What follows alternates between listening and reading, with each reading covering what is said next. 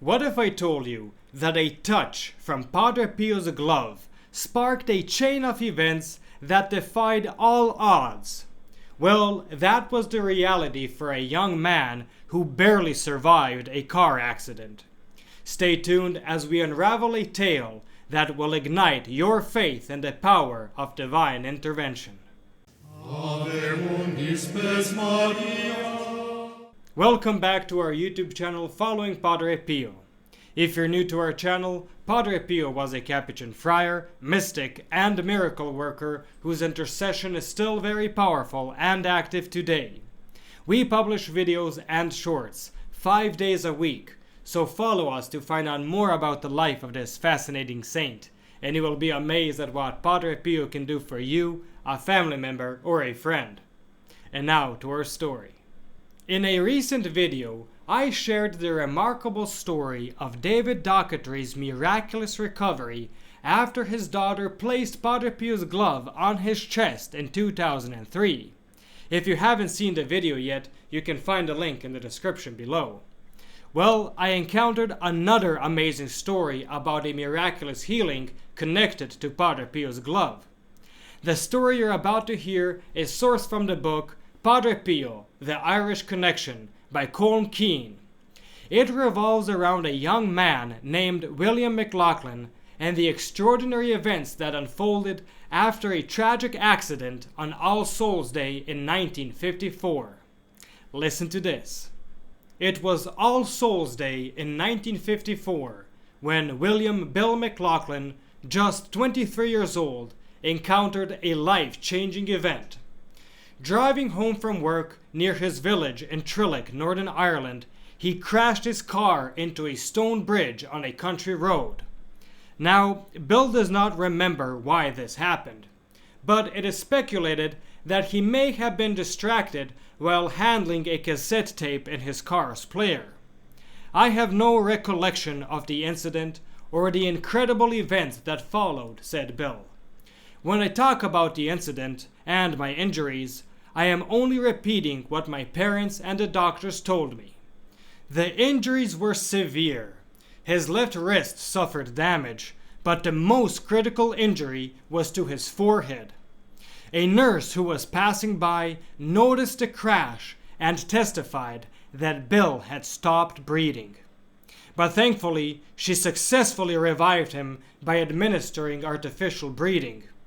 However, the head injury caused Bill to fall into a deep coma.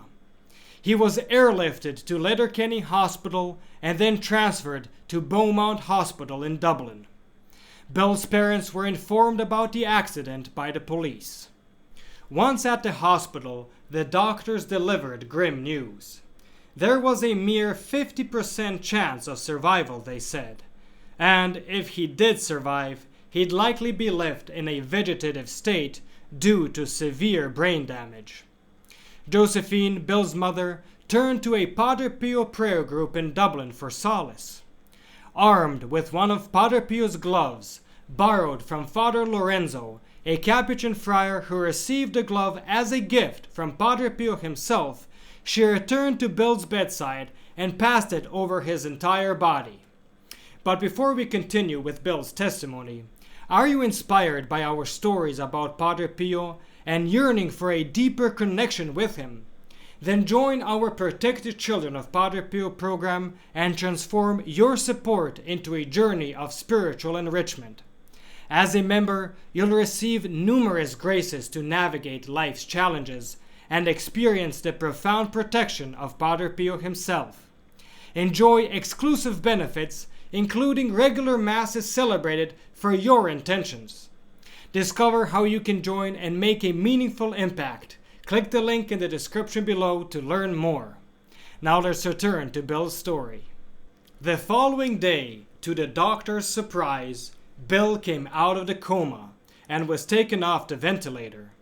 However, the doctors told Josephine that what they had predicted was coming true. Bill now had the intelligence of a 5-year-old and was completely paralyzed on the left side. Then a turning point arrived. Bill shared, "A week passed and there was no improvement. Then the Capuchin friar, Father Lorenzo, came to visit me in the hospital. He brought with him the glove he had received from Padre Pio and passed it over my left side and also over my forehead. I was asleep at the time and knew nothing of it. But just a few minutes after Father Lorenzo left, I woke up and, without speaking to anyone, lifted my left knee. Then I lifted my left arm, and a day later my left eye opened. His mother Josephine adds, "Despite the progress, Bill did not recognize me. A few days later, I was sitting by his bedside, and a nurse came saying there was a phone call for me in the corridor. I got up to answer it, but Bill's voice in a hoarse tone said, 'Mom, where are you going?' I stopped, didn't go to the phone. I couldn't believe it. From that moment on, he regained all his faculties." The nurse called for the doctor, who, upon examining Bill, said he did not understand what was happening. After a few days, Bill's movements returned 100% to normal. He was then sent to Letterkenny Hospital for physiotherapy. His mother recounts, "I took Bill to physiotherapy. When the therapist called his name, Bill approached, and the therapist said, 'I did not call you, I called Bill McLaughlin.' And Bill replied, 'That's me.' The therapist looked at his notes and said, 'According to these notes, Bill McLaughlin is in a wheelchair.' The physiotherapy was not done." She continues, "I took Bill to his doctor in Buncrana. When we entered the office, the doctor was reading the medical file from Dublin. 'You should be dead,' he said." A subsequent brain scan revealed the extent of Bill's injuries. His brain was still damaged, but remarkably, there were no lasting consequences. In 1999, Bill and his parents made a pilgrimage to Rome for Padre Pio's beatification. They later visited San Giovanni Rotondo, where they shared this miraculous story with the friars. Bill's story remains recorded in the convent, a testament to the power of Padre Pio's intercession. End of testimony. Thank you for listening, and don't forget to support this apostolate by joining our Protected Children of Padre Pio program. You will find the link in the description below.